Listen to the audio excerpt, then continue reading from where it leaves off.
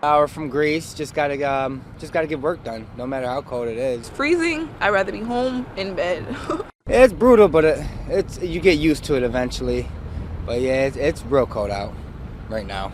Took me about 4.5 hours to get here.